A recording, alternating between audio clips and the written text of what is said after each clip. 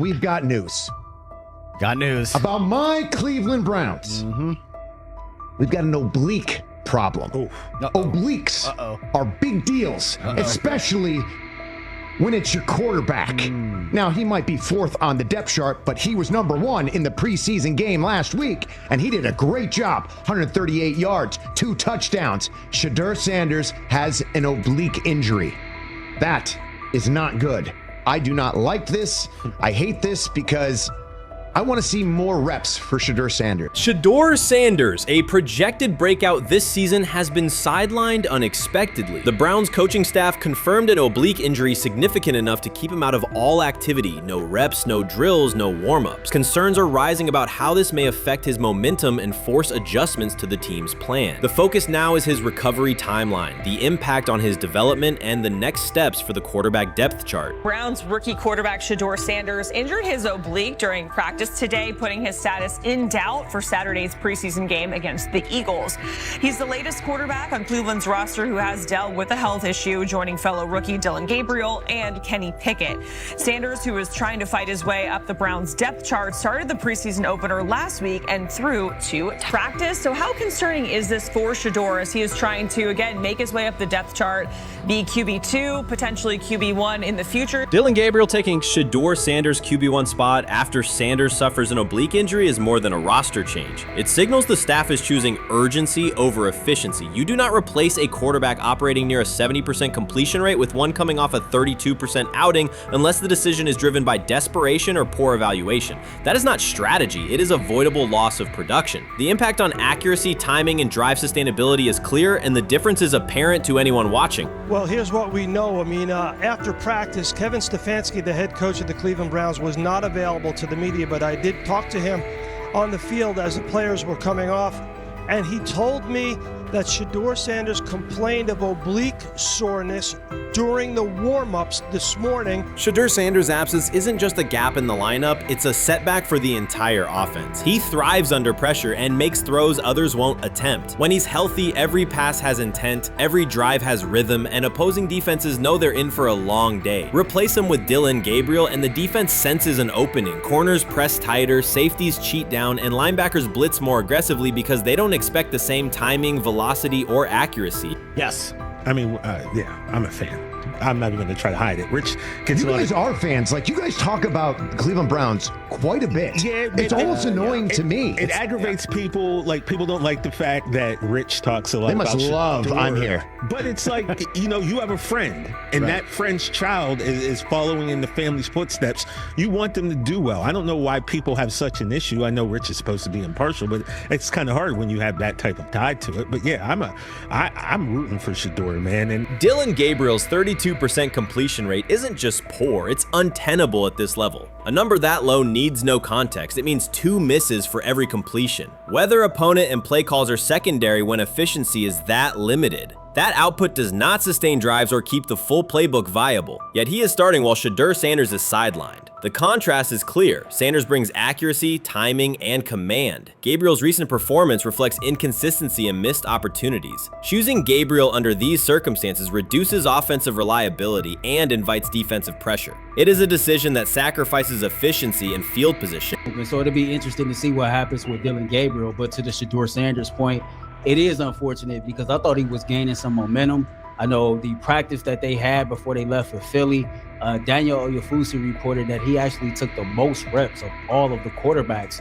And that was the first time that had happened. It was the first time that he had went ahead of Dillon Gabriel, practicing with the twos, etc. So, like, coming off that stout performance against the Carolina Panthers, he was gaining momentum. If this were a clean evaluation, there would be no debate. Shedeur Sanders is the clear choice. He's accurate, composed, and consistent with a track record of high-level production. Dillon Gabriel remains a question mark, and not the kind that stresses defense. He's the kind that makes coaches consider leaning on the run to limit risk and protect field position. The reality is that injuries create openings for players who haven't earned them. Gabriel has stepped into QB1 while Sanders is out, but that reflects circumstance, not superiority. We don't know the severity of this oblique injury and whether it will even keep him out of Saturday's game against the Eagles. As for moving up the depth chart, I'm the Browns preseason sideline reporter. I was there Friday night when he burst onto the stage and set the NFL world buzzing. And yes, his demeanor was tremendous. His poise was tremendous. He did the things that were asked of him. But at the end of the day, he wasn't actually asked to do all that much. The real concern is how this could attach to Shedeur Sanders' reputation. The NFL is unforgiving about availability. An oblique injury for a quarterback isn't minor. It affects mechanics, torque, and timing. Even with a strong return, the injury-prone label can linger. For the Cleveland Browns, or any team seeking stability under center, that perception is toxic. Teams don't want a player they fear won't make it through October. That's the risk. Talent doesn't always overcome league politics. Once questions about durability start, they rarely fade. They surface in contract terms, roster decisions, and sideline evaluations. So Shedeur Sanders is injured again? If you were following along on social media today for the Browns' first joint practice in Philadelphia against the Eagles, wow, you were in for a tumultuous ride. I mean, all the reporters, both Browns and Eagles reporters, were pretty much flabbergasted at the fact that Shedeur Sanders was taking 0 team reps during the day, and even Tyler Huntley was getting team reps instead of Shedeur. And then it came out, obviously, you know, everybody's speculating. There's people calling for Kevin's jobs. And before I go any further, I don't blame anybody, ever. Meanwhile, Dillon Gabriel's numbers should be sidelining him, not elevating him. A 32% completion rate isn't a dip, it's a warning sign that points to issues with field vision, timing, and receiver cohesion. That's the quarterback taking snaps while Shedeur Sanders is out. Put their work side by side and the gap is obvious. Sanders shows consistent placement, timing, and footwork that reflect high-level execution. Gabriel's recent output introduces variability that shrinks the call sheet and stalls drives. You can't claim the priority is winning while starting a quarterback who isn't reliably delivering routine completions. Fans recognize it, receivers lose confidence and tempo when targets are off, the offensive line's urgency fades when protection doesn't translate into productive throws, team belief in the quarterback is fragile, and once it erodes, a season can come apart quickly. We could be looking at, 3/4 of Snoop and maybe 1/4 of Dillon Gabriel. Not really exciting for the fans. Of course, it would be nice to see what Dillon looks like. Did spend third-round capital on him. If you're Dillon Gabriel and you're a rookie, is not you be want to get healed. You want the reps. You want to take these reps.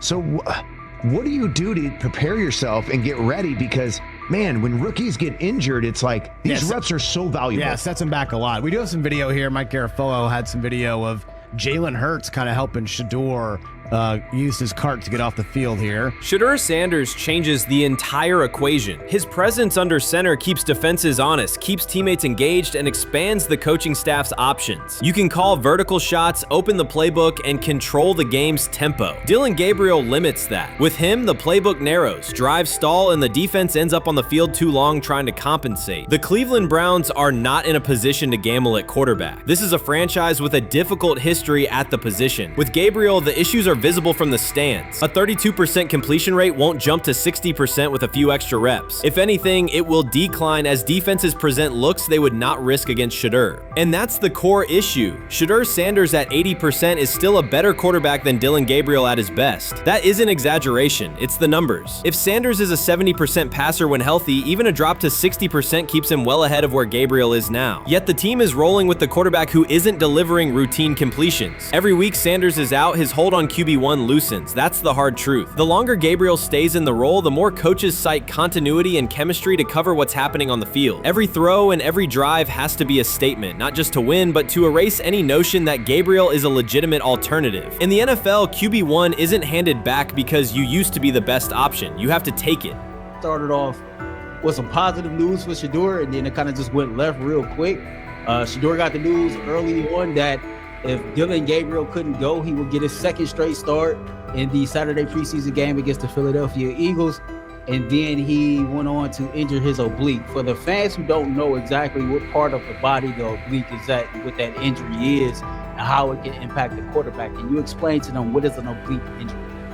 It's like up in this area, right? Well, you can't see me, but like right up in here, you know, when you go to throw, like obviously that's all that. So the truth is straightforward. The Cleveland Browns, or any team in this situation, aren't going anywhere meaningful with Dillon Gabriel under center. You can frame it as progress and point to selective highlights, but reality will level it out, and by then the season is already slipping. Shedeur Sanders is the difference between a team with a path forward and a team playing out the schedule. He reads coverages, delivers on-time throws, and forces defenses to respect every level of the field. Gabriel turns the offense into guesswork. The NFL is built on results, and the results are clear. Gabriel's 32% completion rate functions as a warning sign. It doesn't need context, a clinic, or a film session to explain. It signals inefficiency that stalls drives and compresses the playbook. Yet he has been handed the role Shedeur established through precision, composure, and production. That decision undercuts the stated goal of winning. With Sanders, the offense retains structure, rhythm, and threat. With Gabriel, it narrows and exposes the defense to longer stretches on the field. I'm about to unleash about Shedeur Sanders. I just watched what happened to Shedeur Sanders in the Cleveland Browns' third and final preseason game. And I'm outraged, I'm sickened, and I'm saddened. By the way, Shedeur continues to be treated in the National Football League now by those sorry-ass Browns and sorry-ass Kevin Stefanski. The Cleveland Browns are once again mishandling a promising quarterback. Skip Bayless criticized the organization for failing to develop Shedeur Sanders and for misusing his skill set. He argued that the team's decisions are undermining Sanders' progress and turning a major investment into a cautionary example. Bayless pointed to inconsistent usage, questionable play calling, and a lack of clear direction as key issues limiting Sanders. He said the Browns need a defined development plan and stronger support if they expect Sanders to succeed. Skip Bayless delivered a direct, critical assessment this week. After seeing Shedeur Sanders in a Browns uniform, he argued that Cleveland is mishandling the quarterback and undermining his development. Bayless said the team's approach shows poor planning and inadequate support around Sanders. He dismissed excuses about strategy and emphasized the need for better coaching, deployment, and protection. In his view, the Browns are setting themselves up for problems before the season begins unless they establish a clear plan for Sanders. Given the team's recent decisions, his reaction is understandable. Cleveland has a history of inconsistent quarterback development. Shedeur Sanders is a premium prospect, the son of a Hall of Famer, a proven college performer, and a widely recognized figure. The organization should prioritize his reps, protection, and a clear development plan, not place him behind Dillon Gabriel as if he were a secondary option. But I'm going to answer this question by saying Shedeur Sanders, and I'm going to tell you why. I think he's being set up to fail. That's right, I'm going to say it. Okay. Here we are on national television, right? There's been 11 practices, if I remember correctly. He's been starting against he's been playing against the third unit. He's fourth on the depth chart. And then suddenly you throw him into the start line, and he hasn't had any reps for the first team at all. Think about that. So you're just going to throw him to the wolves like that, huh?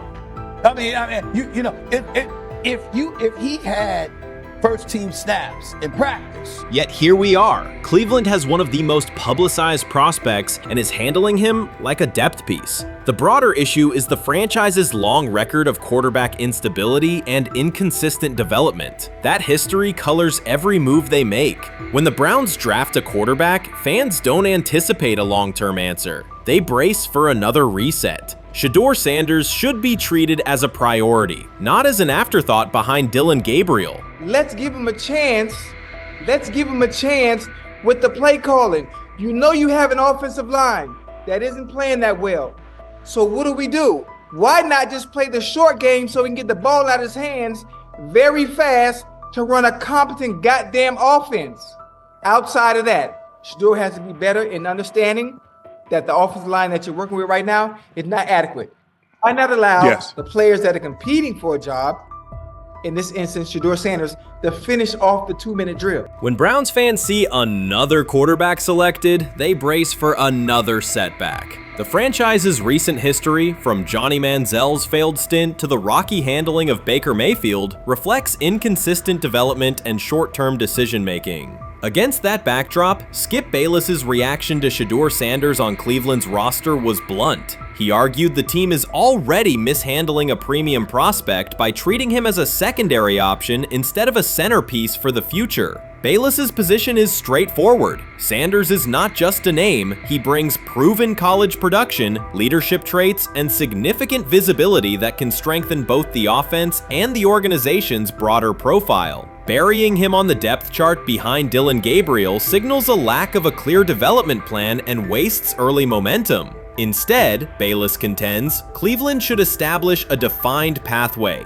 First-team practice reps, protection and personnel tailored to his strengths, deliberate play calling that accelerates processing, and measured in-game opportunities that build confidence and execution. In his view, the Browns need alignment from the front office to the coaching staff to prioritize Sanders' growth. Continuing to treat him like a depth piece risks repeating the same cycle that has undermined previous quarterbacks. Committing to a coherent plan gives Sanders and the franchise a realistic chance to convert potential into sustained performance. What do you think is happening in Browns camp? What do you think is going to happen there before I let you go, Lewis? You know, I think it really does all depend on how Kevin is able to, as it relates to Shedeur, work him in enough. Well, one, Shedeur has to earn the right for Kevin and the staff to have discussions about, hey, we got to get him more reps with the ones and twos. We got to get him more reps with the ones and twos when we're going team period, not just walk through or not just 7-on-7 team. Louis Riddick reacted sharply on air after viewing practice footage from the Cleveland Browns. The clip showed quarterback Shedeur Sanders executing a string of precise throws while the Browns head coach watched with a broad smile. Riddick questioned whether the session was focused on evaluation or celebration, arguing that visible enthusiasm from the staff could cloud objective assessment of a rookie's progress. Earlier in the segment, Riddick's tone had been measured once the Sanders highlights appeared. He criticized the perception that a routine practice was being treated like a marquee event. He stressed that coaching reactions should remain subdued until performance translates into game situations. Riddick concluded by calling for accountability and asking the Browns to clarify how they plan to manage expectations for Shedeur Sanders as training camp continues. Couldn't imagine me myself saying, hey, you know what, as someone who has been at the very bottom to try and ascend to like some level of success, I could never imagine going, you know what would be really cool? I'm gonna play a joke on someone like this and make pretend that I'm a GM and I'm drafting you when actually I'm not, and then I'm gonna hang up and just giggle about it. I mean, what the hell are we doing? Seriously, what are we doing when we think that that kind of crap is funny? I don't know. Trying to get likes on TikTok. I don't have the right words for it. Right, Lewis, I'm gonna say this. I don't have the right words for it. Few situations unsettle a former front office executive faster than watching coaches celebrate a rookie quarterback before pads come on in August. In Louis Riddick's view, the Browns staff did more than acknowledge promise. They acted as though they had already secured their franchise leader. Throughout the session, Shedeur Sanders delivered 40-yard throws off his back foot, ran crisp 2-minute drills, and displayed steadiness rare for a first-year player. According to reports, each successful rep drew audible admiration from the sideline, highlighting how quickly enthusiasm has escalated. When Riddick reviewed the same practice tape and heard the glowing comments, he challenged the reaction on live television. He argued that a few controlled drills should not override the methodical scouting and development work that normally guides roster decisions. Riddick's criticism focused less on Sanders' talent than on the evaluation process. He warned that comparing a prospect to established stars or joking about renaming the stadium creates pressure before the player has taken an NFL hit, faced a disguised coverage, or logged a preseason snap.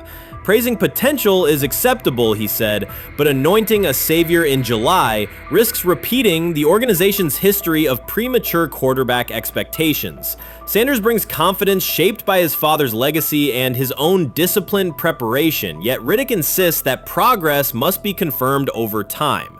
He urged the Browns to temper public excitement, follow a structured development plan, and reserve celebratory reactions for on-field results that matter. Regular season production under live pressure, not highlight clips from a midsummer workout.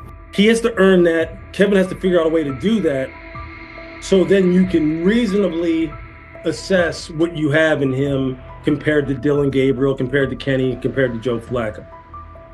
If you don't, then the conversation surrounding him is going to continue to be what it's been, which is, but for some people, he was overhyped all along. He's not that great of an athlete, doesn't have a big enough arm. There's a reason why he was a 5th-round pick, blah, blah, blah, which I don't believe. I believe if he is given enough reps, earns enough reps, and then is given enough reps in meaningful situations, he can throw the ball just as good as Joe, if not better, just as good as Kenny, if not better, just as good as Dylan Gabriel. After more than 2 decades in personnel and broadcast analysis, Louis Riddick was dismayed to see a franchise bypass basic evaluation standards after only a series of eye-catching minicamp throws. Reviewing practice footage from Cleveland, he observed Shedeur Sanders drilling 40-yard passes against uncovered receivers and running 2-minute sequences with poise. In Riddick's view, those reps, conducted without pads, contact, or a disguised rush, show arm talent but reveal little about how a rookie handles game pressure. Riddick said the Browns' reaction drifted from objective assessment to outright admiration. Multiple reports indicated coaches were sketching new concepts for Sanders during dinner and referring to dedicated Shedeur packages well before a padded practice. Even the veterans in the quarterback room showed no visible alarm, a sign that staff excitement had already reset the internal depth chart conversation. The analyst emphasized that his concern is not Sanders' skill set. He acknowledged the quarterback's arm strength, footwork, and composure, but rather how quickly the club appears willing to declare him its long-term answer. Riddick cited several past prospects who received similar midsummer acclaim only to stall once real competition began. Given Cleveland's long history of quarterback turnover, he argued the organization should focus on incremental milestones, processing post-snap reads, surviving live pass rushes, and rebounding from mistakes on Sunday afternoons. Riddick urged the Browns to temper expectations and follow a structured development plan so Shedeur Sanders can progress without undue pressure. One coach reportedly admitted he replayed Tuesday's scrimmage film so often that he lost sleep, an anecdote Riddick offered as proof that enthusiasm is already outpacing reality. All asking now is what is going on with Shedeur Sanders, and so the floor is yours. Maybe you can make sense of this free fall with what was at one point the top-rated quarterback in this draft class. Yeah, see, I think at this point in time, this really isn't a football discussion any longer. This is a personal discussion. This is about it's a fit discussion. It's whether or not teams are just comfortable with everything that comes along with Shedeur in terms of who he is as a person, all the people that are surrounding him in terms of his inner circle, and whether or not teams deem that to be something that they're comfortable with. Right or wrong, that's the only conclusion you can really come to at this point. Louis Riddick voiced an escalating concern during the segment. Having witnessed numerous quarterback setbacks in his career, he worries another may be forming, not because Shedeur Sanders lacks talent, but because the praise around him is growing without restraint. Sanders has simply attended practice, delivered accurate passes, led the huddle, and shown the composure expected of an NFL player. Riddick fears the Browns' reaction, treating routine drills as proof of long-term success, risks setting premature expectations. He cautioned that the organization seems ready to celebrate a franchise savior before Sanders has taken a competitive snap, noting that such early adulation has derailed promising prospects in the past and could impede Sanders' measured development. They say training camp decides depth charts, but Shedeur Sanders began fighting for his job long before he will step inside the Browns facility. While most first-year players squeezed in one last vacation, he slipped onto a private field in Texas, strapped on Cleveland's helmet and shoulder pads, pulled a fresh number 2 jersey over his chest, and started rifling timing routes as if it were the opening drive of week 1. No cameras, no hype track, no product placement, just sweat, cadence, and ball placement. A rookie does not rehearse in full game gear unless he already envisions himself commanding the huddle. Plenty of observers shrug that clip off. They insist the 5th rounder, quote, isn't ready, cling to depth chart conventions, or whisper that the name across his shoulders did most of the talking on draft day. Maybe it is the Deion connection, maybe it is a preference for prospects who blend quietly into the background, or maybe the league's gatekeepers fear the possibility that the kid is better than the quarterbacks they have spent months promoting. Whatever the motive, the countdown has started, and video rarely lies. Shedeur Sanders is not preparing to arrive. He is preparing to lead. Footage of a 22-year-old quarterback running live reps in July should dominate highlight loops, but it barely registers on national outlets. Why? It ruins the tidy narrative. The easy storyline paints Shedeur as a pampered legacy prospect banking on his father's fame. Yet the tape shows something different. A rookie drenched in afternoon heat, drilling footwork, calling protections, and imagining cover 2 rotation before the first official meeting ever takes place. Elite mental prep looks boring on social feeds. It looks devastating when the season starts. Walk into Cleveland's quarterback room and you step into politics, not simply competition. Joe Flacco, a Super Bowl MVP in decline, carries institutional trust. Kenny Pickett, rescued from Pittsburgh's reset, carries hometown intrigue. Dillon Gabriel, the third-round system fit, carries draft capital the staff must justify. And then there's Shedeur, the lightning rod whose presence alone spotlights every bias in the evaluation process. Coaches frame it neatly. Rookies must wait their turn. The truth is less polite. Practice snaps are currency. Perception is elastic, and early allocations already favor Pickett and Flacco. It is the oldest playbook in the league. Lock vets into the headline roles before pads even crack. Then let repetition shape reality. Sanders refuses to cooperate. He is not a fourth-string camp arm. He has engineered game-winning drives under national scrutiny, operated against live blitz looks most prospects never face, and more than any quarterback in the room, documented his own offseason obsession. No social media rollout, no brand consultant, just pads, cleats, and an unlit practice field. If his last name were Smith,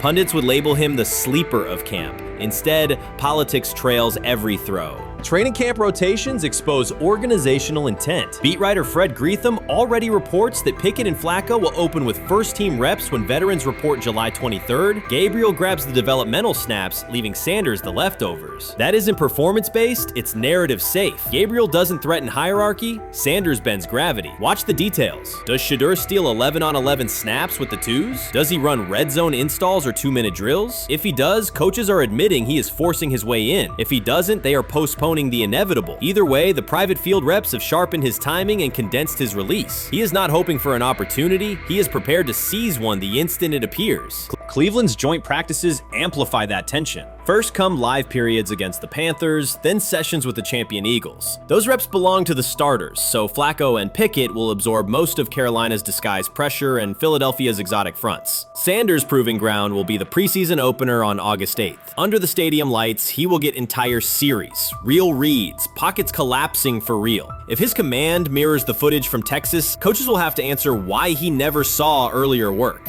Reps are scarce. 10 padded practices separate veteran arrival from game one. Even an even split, something that never happens, would hardly suffice. Instead, the staff will funnel snaps toward the comfortable choices. That strategy can bury a rookie, but it can also spark an eruption when limited opportunities turn into highlight drives. One flawless touchdown march in the second half of a preseason game, and the dog pound will chant his name. Then the staff's narrative control evaporates. Criticism of Sanders has never matched the scrutiny applied to his peers. Analysts nitpick a ball pat, a foot angle, a pump fake, Pickett's inconsistency, Flacco's diminishing velocity, Gabriel's college system crutches. Discuss politely, if at all. With Shedeur, the critiques arrive as coded doubts. Does he rely on the family brand? Is he coachable? Can he stay humble? That double standard is as old as the league's resistance to outspoken black quarterbacks. Add Deion's unapologetic persona, and each Sanders rep becomes a referendum on establishment comfort levels. Shedeur answers not with rebuttals, but with work. Work captured in silent footage more deafening than any debate show monologue.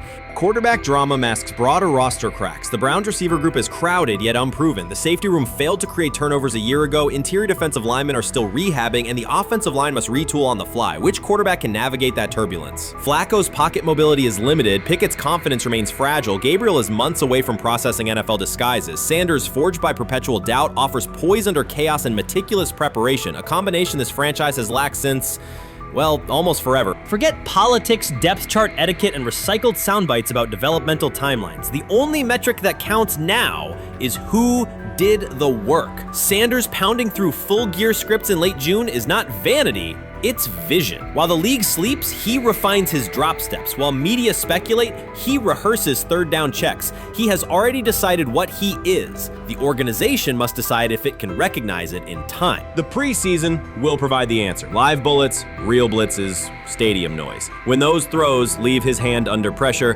no one will discuss ball pats or surnames. They will ask how a quarterback this prepared slipped to round 5. And if the performance matches the preparation, excuses about lack of reps will dissolve. It will be production against perception, and Shedeur Sanders has been producing where no one could see.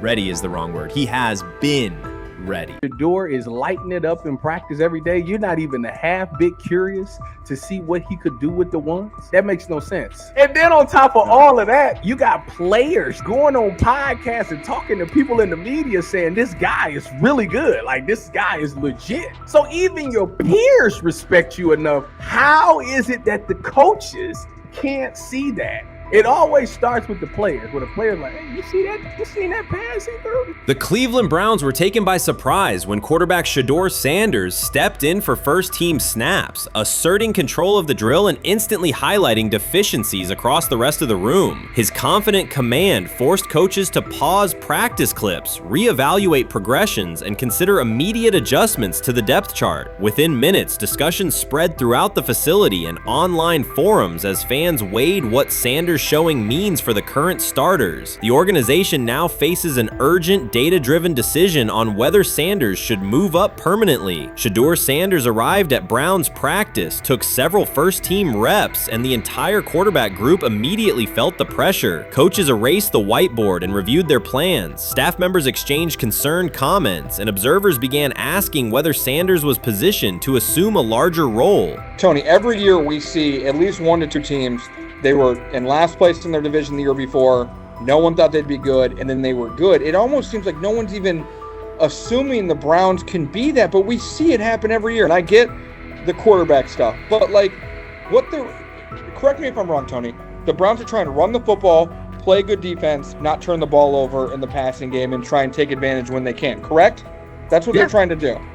That was the 2020 offense. The Cleveland Browns are still searching for stability at quarterback. Deshaun Watson is yet to deliver consistent starter-level production that justifies his contract, and each game renews doubts about whether he can regain peak form. Behind him, rookie Dorian Thompson-Robinson shows promise but remains inexperienced and unpolished. Coaches are evaluating alternatives each week and may need to adjust the depth chart if progress stalls. The roster around them is built to contend now, so ongoing uncertainty under center is increasingly costly. As we talk about, we do believe in best player available. We do believe in positional value, and we didn't necessarily expect him to be available in the in the 5th round, and so we love adding competition to every position room and adding him to compete with the guys that are already in there. We felt like that was the appropriate thing to do. The Browns quarterback group is unsettled. Deshaun Watson has yet to provide the reliable, high-level play his contract demands, while rookie Dorian Thompson-Robinson remains promising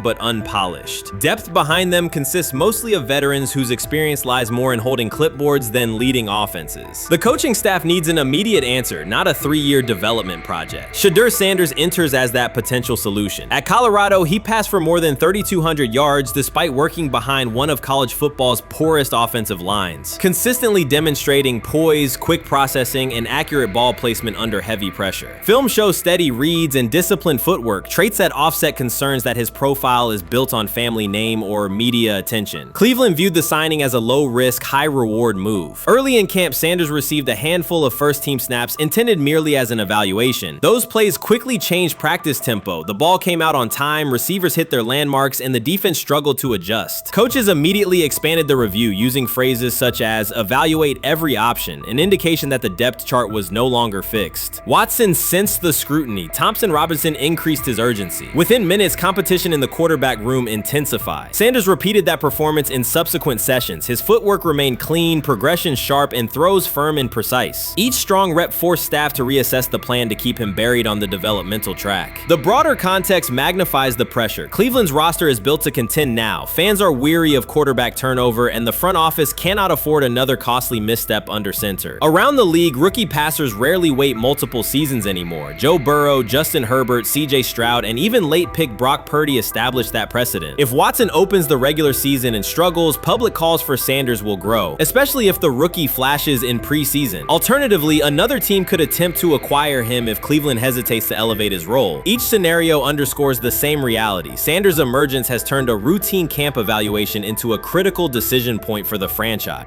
And we saw Dillon Gabriel go 11-11 with the first team, Shedeur Sanders go 11-11 with the second unit. So that was really the big wrinkle today. Yes, and of course, it was the first time that we have seen Shedeur Sanders get any of those coveted 11-on-11 reps. Of course, again, it wasn't with the first team offense or against the first team defense, but it's progress. And that means that he's going in the right direction, that the arrow is pointing up. He's coming up the learning curve. So that's good for him. And I actually thought just overall, he had a better day than Dylan had today. He completed more passes. He was more on point. In fact, in that 11-on-11 period, he threw a near touchdown. Desperation can push franchises toward aggressive decisions, especially when their quarterback options appear unconvincing or outdated. One scenario now emerging is that Sanders earns enough confidence to take full preseason reps with the starters, forcing Cleveland to revisit a depth chart it believed was settled at the beginning of July. His practices demonstrate that the excitement around him is grounded in measurable performance. Accurate, high-velocity passes against first-team defenses, and confident command of the huddle. Each strong outing also heightens league-wide interest. Rival scouts adjust evaluations, and general managers revisit their notes, aware that a viable young quarterback may soon become available. Inside the facility, the personnel staff must balance short-term results with long-term roster planning, knowing that an early move could reshape salary cap allocations and locker room dynamics. The pressure on Watson and Thompson Robinson escalates accordingly. Both must produce visible progress to maintain their current roles. Cleveland's recent history shows how quickly promising quarterback situations can devolve into controversy. The franchise has turned potential breakthroughs into organizational turmoil before, so observers remain cautious about how this competition will unfold. So the Shedeur Sanders, I want to talk about this. So here's a prime example. Shedeur Sanders, they had 3-day mini camp for the Cleveland Browns. And now, Jimmy Haslam actually has some money. The Bengals owners and the Rooneys are near the bottom of the league in net worth. But what the Browns have is what I would call the Buffalo Bills used to have this years ago, pre-Josh Allen. What are Browns veterans saying about Shedeur Sanders behind closed doors? According to internal discussions, the feedback goes beyond casual praise. Several veterans describe his performance as franchise level. Private locker room conversations compare his command of the offense to established starters. And one senior assistant reportedly called him Sunday ready after a single walkthrough. The consensus is that front office staff and coaches have taken serious notice. Inside the Browns facility, informal conversations circulate among players and coaches. These remarks carry significant weight in personnel evaluations and often influence practice rotations. When veterans speak this strongly, the message typically reaches decision makers quickly, especially during roster planning. In short, the internal perception of Sanders is already affecting how the staff views the current quarterback depth chart. Browns vets kind of weigh in on Shedeur Sanders and how he's been since he arrived in Cleveland, in Pound Town. And I think it's very, very important that we discuss it, because it'd be really easy for these vets to, this wasn't like a on-the-record interview. This is just kind of back channels into what the vets are saying, the rumors, but the sources telling us.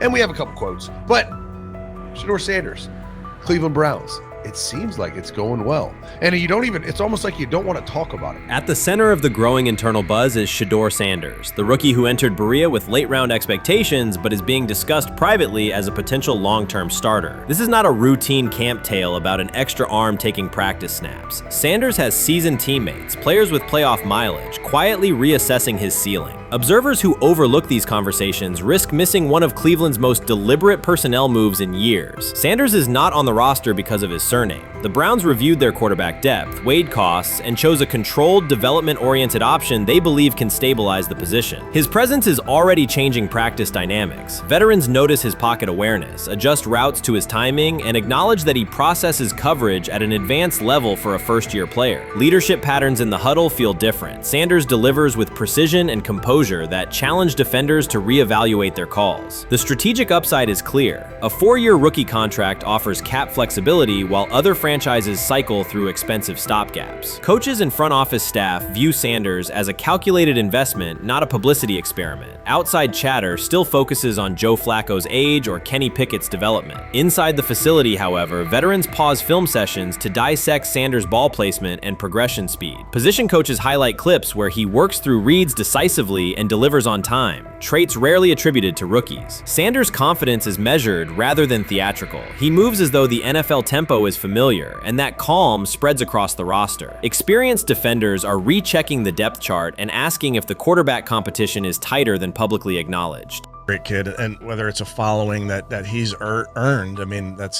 something that he's done a great job of interacting with fans, and but he is a great kid. You guys will get to know him more. He's working like crazy, just like all the guys. He's another young man. These rookies, you know, my office is downstairs. As they got to walk by my office as they come in. They come in early.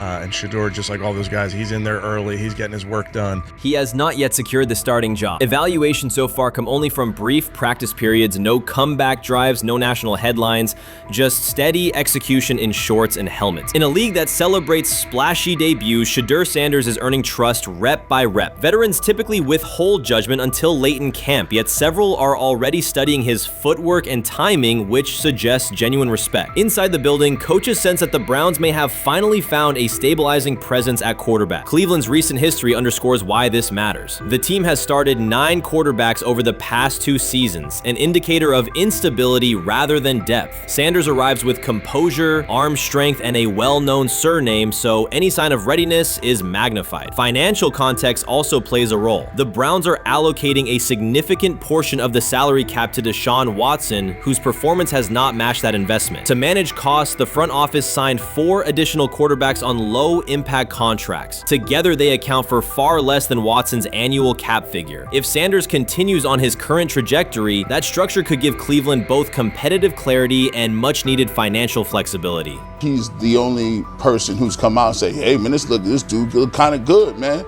Let me tell you what I heard. A lot of people reaching out to players in the locker room and stuff. To me, I think this is it's a red herring. Like, I'm supposed to suspend myself to disbelief that he was going to look bad. I've never expected him to look bad to start with. The 5th round quarterback stuff, that's involving perceptions, pre-draft analysis, and other teams. Cleveland's veterans have endured every kind of quarterback turmoil: poor reads, major injuries, shaken confidence, and sideline disputes. When a young quarterback like Shedeur Sanders steps in and appears composed rather than overwhelmed, people notice. The attention comes not just from coaches and reporters, but from the linemen and defensive leaders who have watched previous backups struggle. They are not exchanging doubts, they are sharing nods of approval. Sanders demonstrates instinctive pocket awareness, reliable accuracy, and steady poise, qualities that quickly circulate through team conversations. After years of instability under center, the Browns need someone who can remain calm and effective deep into the season. Although expectations have fallen over time, genuine interest is growing. Praise is coming from teammates who rarely commend anyone unless his performance demands it. Shedeur Sanders doesn't ask for excuses. He hasn't blamed limited reps, patched together receiver groups, or 4th-string offensive linemen struggling against Cleveland's second-team defense. He shows up, works, and demonstrates why he belongs. On day 3 of Browns training camp, for the first time since OTAs, he finally received something close to a fair opportunity. He lined up with the 2nd unit during an 11-on-11 period and made the most of it. In 8 plays, he did what he typically does when given a chance. He executed. He went 2 for 2 on a quick series, finishing with a decisive throw to tight end Blake Whiteheart that immediately caught the sideline's attention. There was no hesitation in his drop, no unsettled feet, and no panic. Just firm, accurate timing and clean operation. It raised an obvious question: what has taken so long for the Browns to evaluate him with a functional group?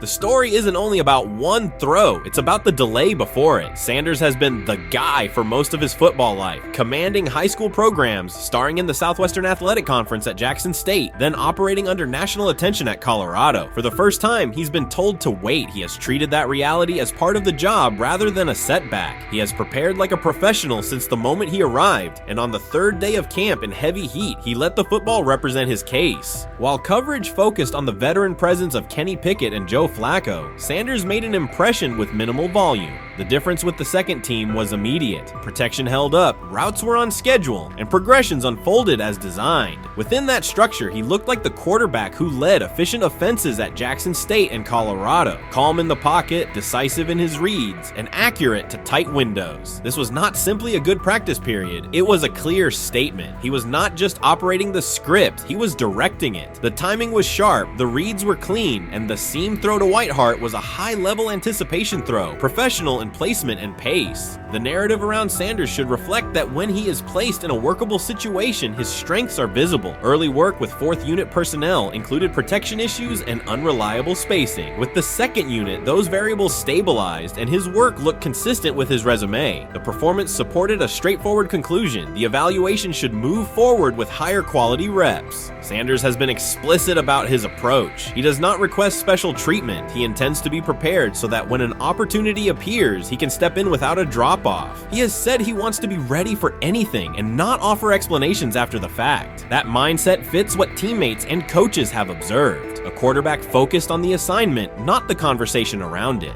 The conditions were demanding: relentless sun, heavy humidity, and a practice tempo that stressed decision-making. Many players fatigued as the session wore on. Sanders did not show signs of rushing reads or forcing the ball. He managed the pocket, reset his base when necessary, and continued to deliver on time. The path he has taken, HBCU starter in the SWAC, then Power 5 starter under constant attention, has prepared him for compressed evaluation windows. He has been under scrutiny for years. The heat did not change his process. He moved defenders with his eyes, anticipated breaks, and stepped into throws with balance. The crowd was not chanting his name, and there were no ovations. That was irrelevant to the task. He is focused on the locker room and the staff, and he is building credibility the same way he did at previous stops, by being reliable when the ball is snapped. Quarterbacks coach Bill Musgrave has emphasized ignoring external noise and keeping attention on install, footwork, and timing. Sanders is familiar with the dynamic. He has been followed by cameras and commentary since his early teens. He has experience living with attention and still adhering to routine. Under heat, with a narrow set of snaps and multiple decision points, he stayed composed and effective.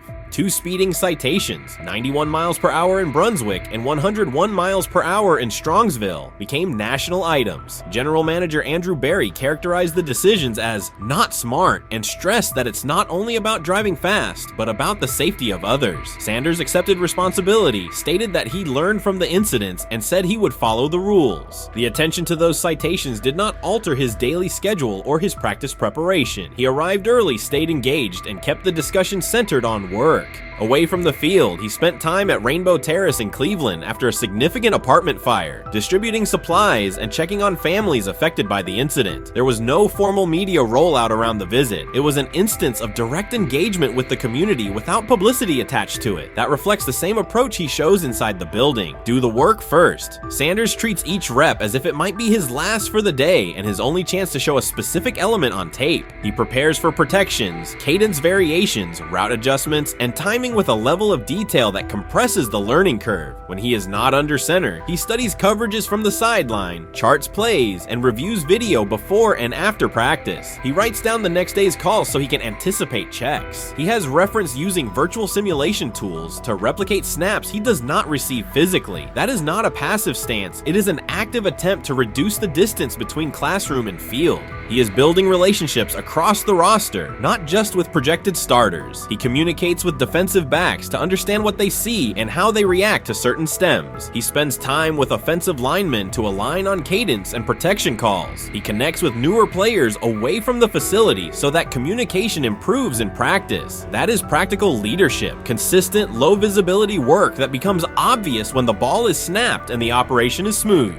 3 days into camp, a central question remains. Why hasn't he taken a first-team rep? Flacco has seen work. Pickett has seen work. Dylan Gabriel has been cycled in. Sanders has remained behind all 3 on the depth chart while producing efficient periods when provided stable support. Head coach Kevin Stefanski has not publicly detailed the plan for distributing first-team snaps among the quarterbacks. When asked, Sanders answered that it is not his place to comment on rotation decisions. That response aligns with his day-to-day conduct, respectful, professional, and centered on the next assignment. The staff is managing a room with a Super Bowl MVP, a former first-round pick, multiple rookies, and a new set of combinations on the offensive line. That creates a set of decisions about exposure, pacing, and evaluation windows. Within that context, Sanders has presented a clear case for additional evaluation. He has shown he can execute the offense as designed when the variables are standard. Musgrave has a long-standing connection with the Sanders family through his time as a teammate of Deion Sanders in San Francisco. That familiarity supports direct communication. It does not guarantee anything about the depth chart, but it does help streamline teaching, feedback, and expectation setting. Inside the defensive back room, veterans such as Denzel Ward have provided perspective on timing, leverage, and eye discipline that Sanders has incorporated into his preparation. He is operating without the immediate family structure that defined his college environment. Away from his brother Shiloh and his father Dayon, he is managing his own housing, nutrition, recovery schedule, and all the smaller tasks that accompany an NFL routine. Those adjustments matter because they influence consistency across a long camp. He has treated those responsibilities as part of the job rather than distractions, which is reflected in a steady daily approach. What he showed on day 3 with the second unit was not a surprise to those who have tracked his prior work. It was a continuation of a profile: efficient sequencing, clear timing, and consistent ball placement when protections and routes hold up.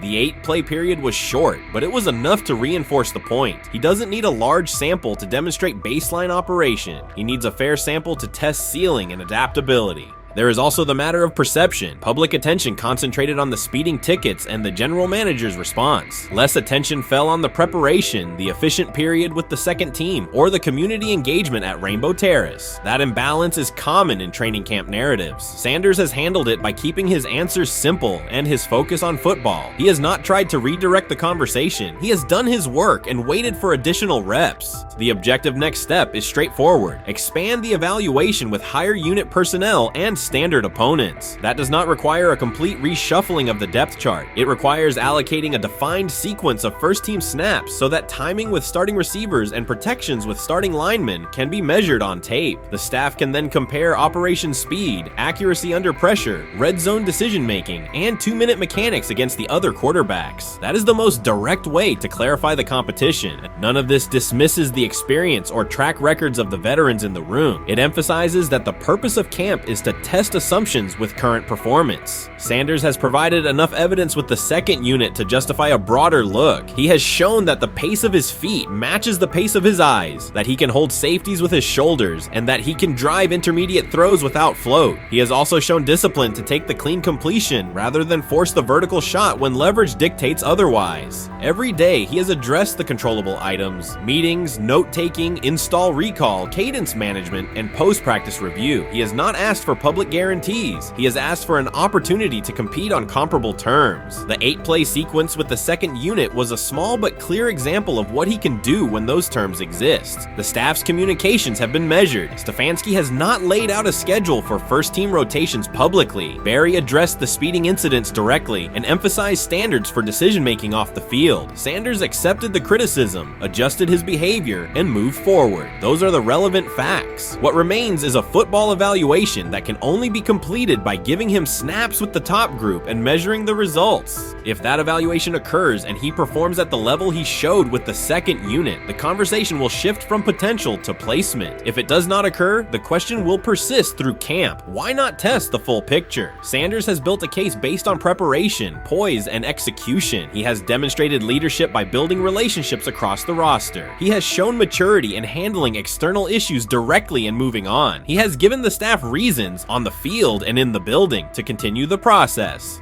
3 days into camp, he has answered everything within his control. He has shown growth, discipline, and consistent operation. He turned early fourth-team disarray into learning, then executed cleanly when moved to the second unit. He kept the discussion on football when outside topics threatened to dominate. He has not tried to win a press conference. He has tried to win every rep. If he continues to stack days like this, the next step is logical. Evaluate him with the starters, document the results, and let the tape determine the depth chart. Until then, he will continue to prepare, continue to compete, and continue to present the same message through his play. I view things as I got time. I got time to be able to grow and mature, and be able to understand the ins and outs of the defenses and be able to get the good insight from the vets in the room. So I look at it as, a plus, and whenever, it's time for me to play. Shedeur Sanders rolled into Browns camp and instantly made the whole practice feel like a recess pickup game. NFL vets suddenly looked like they'd forgotten the playbook and were just trying to keep up. With that being said, I see some balls coming out of Shedeur Sanders at that camp, and I'm like,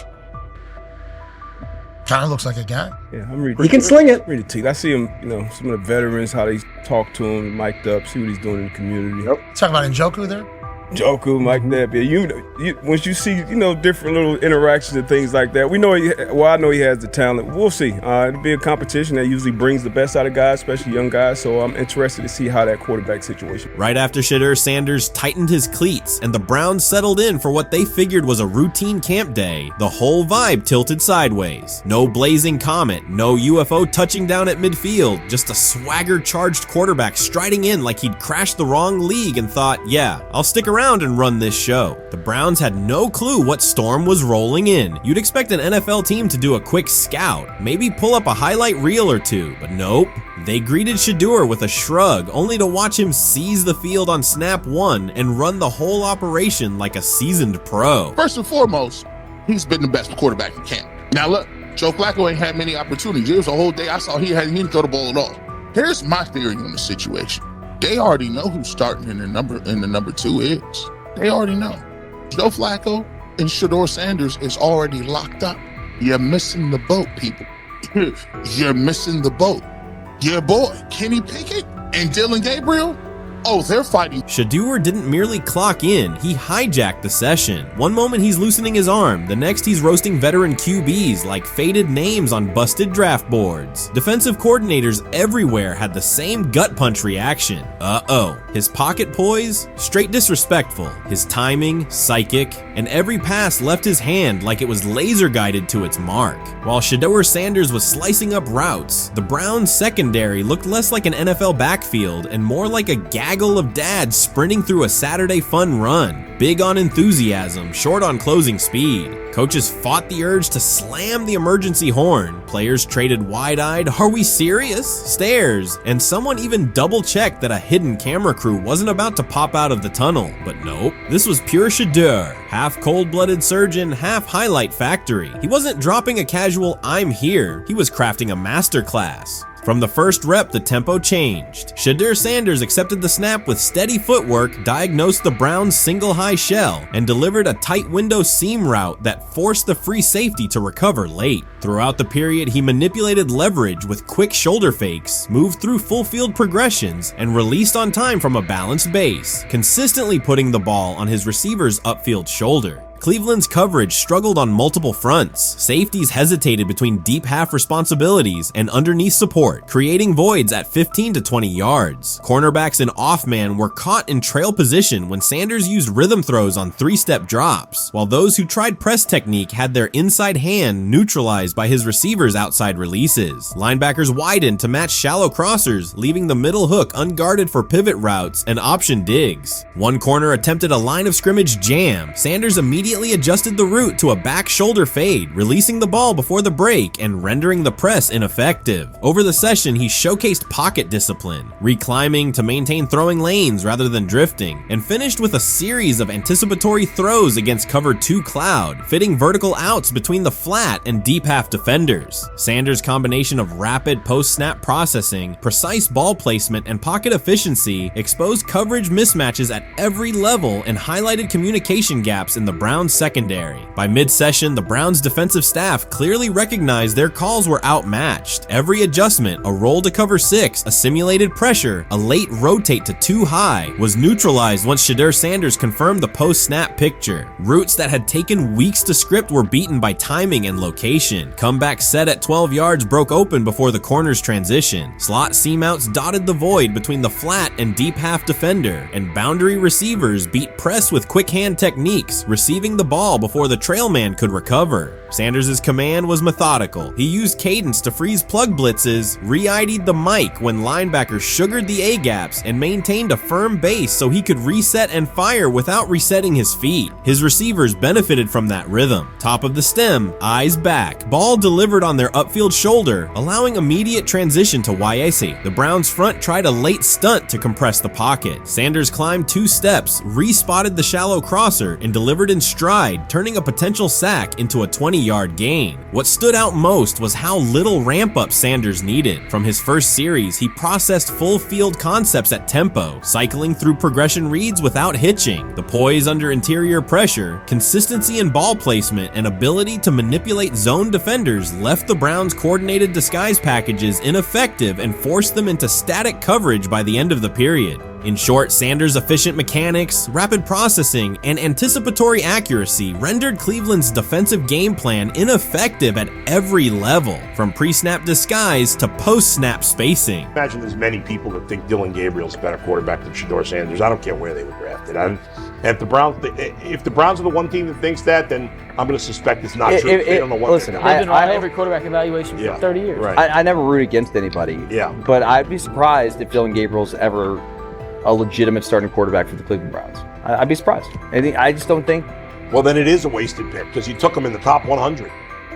Yeah, but potentially. Yeah. May get away with it because of Shedeur. An edge rusher chirped at Shedeur Sanders between snaps, hoping to shake his rhythm. On the very next play, Sanders answered with a 30-yard laser, a deep dig from the boundary side that split the single high safety and the trailing corner. He hit the top of a 5-step drop, kept a firm base, and delivered on time to the receiver's outside shoulder, turning what should have been a routine rep into a sudden change explosive. From that moment on, every coverage wrinkle the Browns tried, rotating from cover 3 to quarter half, flashing a Tampa 2 shell, mugging both A-gaps, was met with a precise counter. When corners pressed, Sanders adjusted the route to a back shoulder fade. When safeties widened, he checked to a glance post. When linebackers bailed, he found the running back on a delayed option out of the backfield. Even late simulated pressures couldn't move him off his spot. He simply climbed, reset his feet, and fired. As Cleveland's defenders rotated through checks, Sanders manipulated them with cadence and eye discipline. He froze weak side safeties long enough to create intermediate windows, then feathered the ball into those lanes before help could arrive. When the Browns finally dropped 7 and matched every route, Sanders tucked the ball and converted 2 separate 3rd and 6 situations on the ground, reminding everyone that his mobility is as calculated as his arm. By the end of the session, the defensive coordinator's call sheet looked obsolete. Sanders had neutralized blitz looks, exposed spacing issues in zone, and forced the unit into static base coverage just to survive the period. It wasn't a camp drill anymore. It was a clinic on timing, processing speed, and controlled aggression, delivered snap after snap by a quarterback who never needed a warm-up lap to own the field. They never planned on taking him. The problem is, like Ocho Cinco said, you got somebody that has endeared himself to the locker room. And guess what? The difference between him and Tim Tebow, the biggest one, is he can play. He can throw the ball. Tim Tebow running around being an H-back. He can throw the ball. And he's done everything he needs to do. He ain't saying nothing. He ain't rocking the boat. He ain't mad about the reps. He ain't mad about none of that. All the people out there want to see is this, like Tyler said earlier.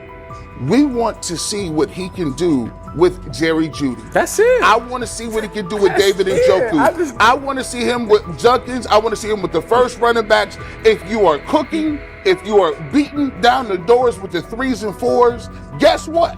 You deserve more. From the first team period on, Cleveland's secondary looked a step slow. A deep third safety hesitated on a post-snap rotation, leaving Shedeur Sanders free to climb the pocket and fire a 22-yard out that arrived before the defender could plant and drive. The supporting cast around him, players fighting for roster spots, not Pro Bowl invites, benefited from his command. Sanders used tempo to control the defensive front, altered protections at the line, and located throwing lanes so quickly that one receiver didn't register the catch until he crossed the goal line. As the Browns tried new personnel groups, coverage busts multiplied. Starters slipped out for hamstring stretches while rookies rotated in, only to find the ball arriving on their blind side before they'd completed a midpoint squeeze. On a later 3rd and long, Cleveland finally closed the interior rush lanes, compressing the pocket with 3 defenders. Sanders pivoted through the traffic, stepped into a narrow escape window, and, without resetting his shoulders, whipped a no-look pass to the boundary curl for a fresh set of downs. The throw turned a potential sack into an explosive play and left the coaching staff scrambling for answers. The people who are fascinated by Shedeur for whatever reason, whether it's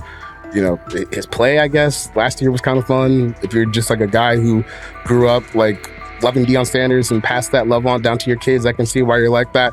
The one thing I will give them is you're looking at this quarterback room. If you're a fan of Shedeur and say, why can't he go beat Dylan Gabriel or Joe Flacco or Kenny Pickett? So I do understand that part of it, right? Because why not? Why couldn't he be the Brown starter in October or November? That looks like a quarterback room where everyone will get a chance to start. Honestly, guys notice it more when you're out winning games, right? If Cleveland starts off in a bad start, they're not doing well, and all of a sudden Shedeur or Dillon Gabriel are doing well in 7-on-7. They're throwing dimes. In practice drills, the number one defense can't stop them.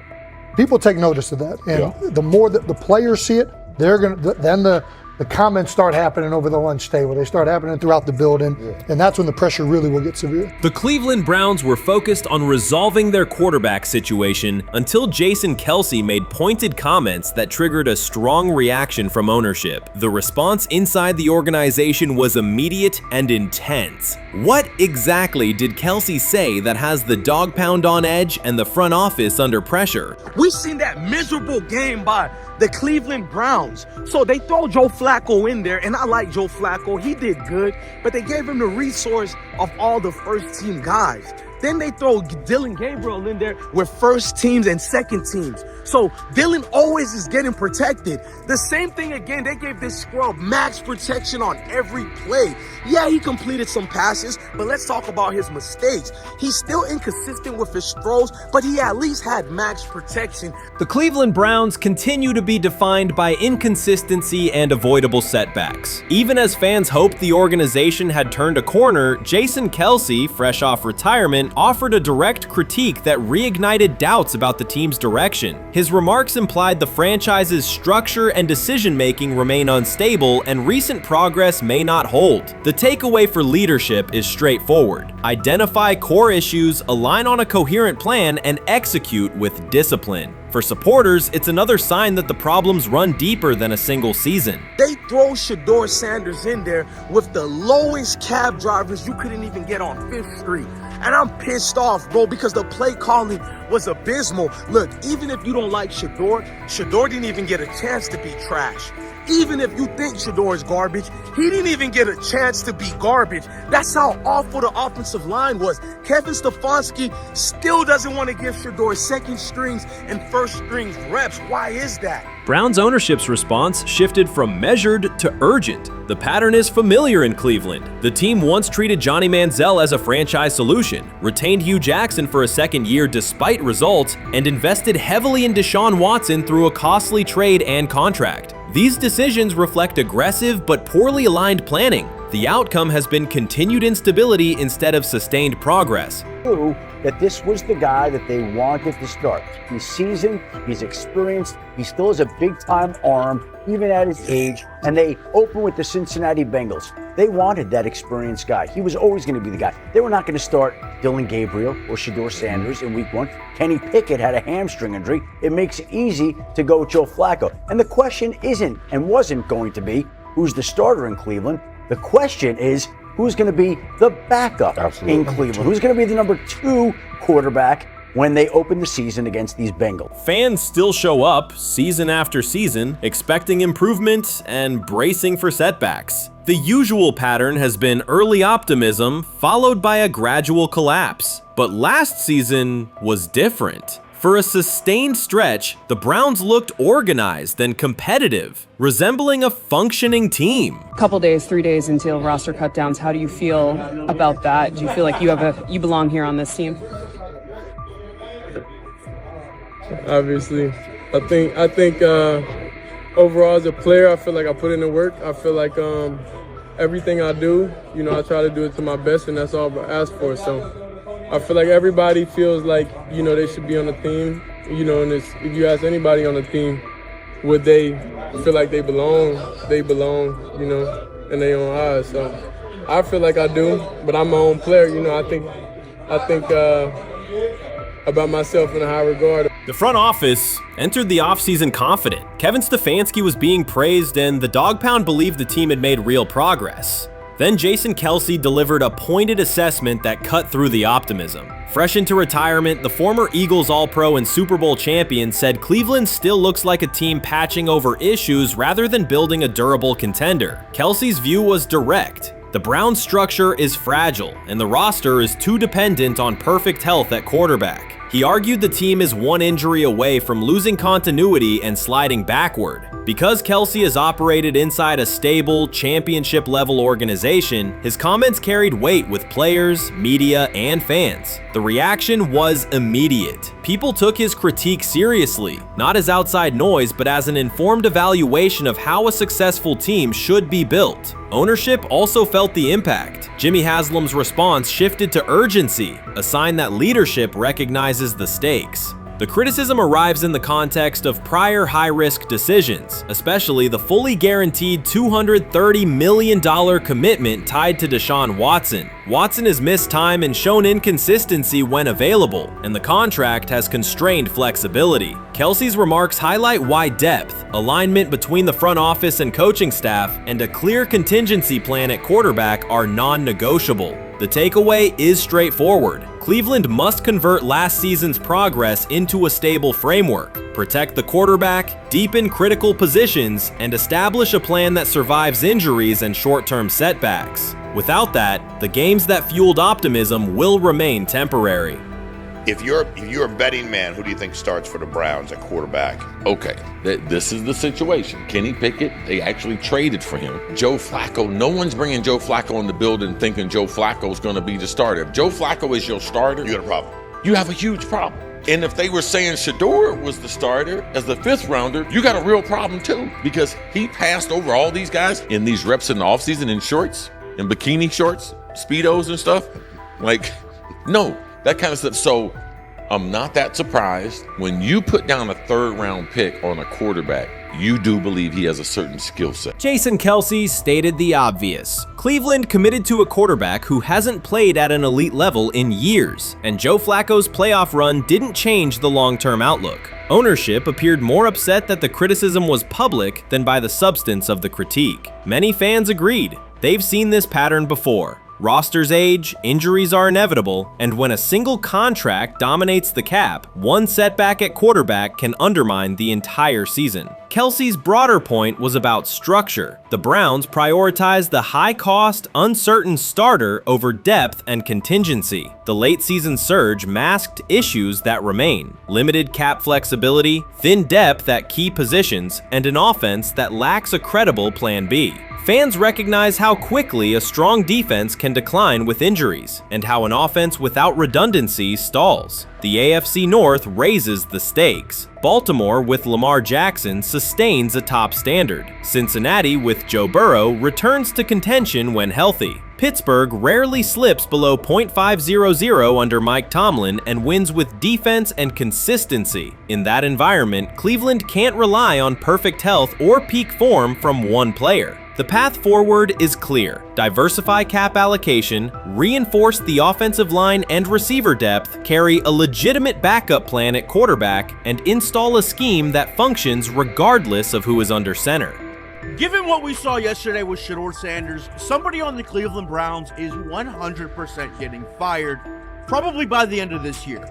The person who's probably going to end up getting fired is Kevin Stefanski, because I know that he didn't want Shedeur Sanders on the team. It was Andrew Berry who made that pick. You can't really go against your GM. Bad things happen in this situation. But Shedeur Sanders is not without fault for what we saw yesterday. This is the play that we saw yesterday that had the internet just exploding, where Shedeur Sanders took like a 24-yard sack. Half of the internet is saying that this is all Kevin Stefanski's fault. Cleveland showed progress last season, but the underlying concerns remain. Jason Kelce highlighted them directly. The Browns' long-term plan is fragile, cap-constrained, and overly dependent on perfect health at quarterback. His comments focused attention on structural issues, roster depth, continuity in coaching, and a sustainable offensive approach, rather than a single hot streak. That criticism resonated because it reflected what many around the league already see. Ownership's reaction underscored the sensitivity. Jimmy Haslam has presided over frequent coaching and quarterback changes, and external scrutiny carries weight when it comes from a respected veteran with championship experience. Kelce's remarks reinforce that last year's Joe Flacco stretch was a short-term solution, not a foundation. The team still needs a durable plan that can withstand injuries and inconsistency. The practical takeaway is clear: stabilize the system, diversify cap cap usage and build depth at key positions so the offense functions regardless of who is under center. That includes a coherent development pathway for younger talent such as Shedeur Sanders, with defined practice reps, protection, and scheme alignment. Kelsey didn't say anything outrageous. He articulated the gap between a brief surge and a credible long-term contender. I have the faith of a mustard seed,